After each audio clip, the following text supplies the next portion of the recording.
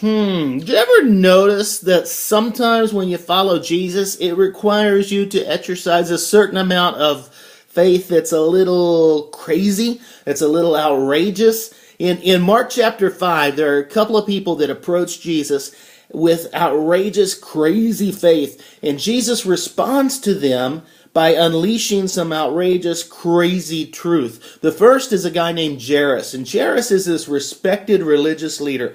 Jairus has a daughter who's middle school age, and he comes up to Jesus one day, and his daughter is sick. She's seriously sick. So he comes up to Jesus and he just starts to beg Jesus, and he says this: "My daughter's dying. She's only 12 years old. Please come to my house. Just place your hands on her, and I know that if you do, she will live." That's outrageous, crazy faith. He's got a daughter who's dying, but here's the miracle man, and he knows that if Jesus only places his hands on his daughter, everything will be all right. So they take off, they start going towards Jairus' house, and there's this huge crowd around them. There's this huge crowd pressing into Jesus. Now there's this lady, and this lady has suffered continuous bleeding for 12 years, and she has spent everything she has on doctors. She's tried to get well, and she's only gotten worse. She hears about the miracle man coming to town, and she thinks, if only I can just touch the hem of his garment. I don't even have to talk to the man. I just want to touch him. I would be okay. Outrageous, crazy faith. Now, because of this lady's condition, she's unclean. Because of this lady's condition, she's an outcast. So it's illegal for her just to touch people. But she presses through the crowd. She touches the people that it's illegal for her to touch. She pushes through them. She gets to Jesus. She reaches out and she touches the hem of his robe.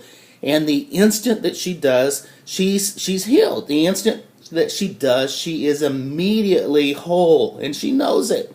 And Jesus stops, and he's like, "Hey, who touched me?" And the disciples are like, What are you talking about, man? Everybody's touching you.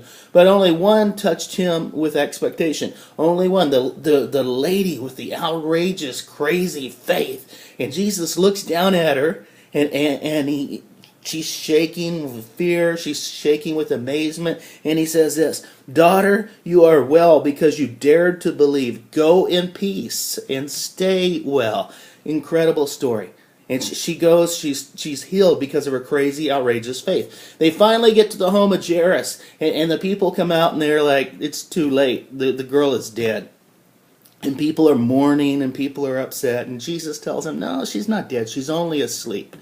And all the mourners and all the grievers start to laugh at Jesus, which is really insensitive, but it's kind of understandable because that's crazy. She's obviously dead, and you're telling us that she's asleep. Jesus pushes them away, and he unleashes something that's never been unleashed before: resurrection. And he goes in and he calls the girl forth from dead.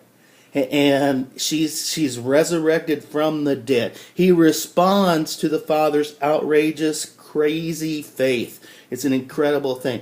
Now, we need to exercise the same kind of crazy, outrageous faith. You become well when you dare to believe.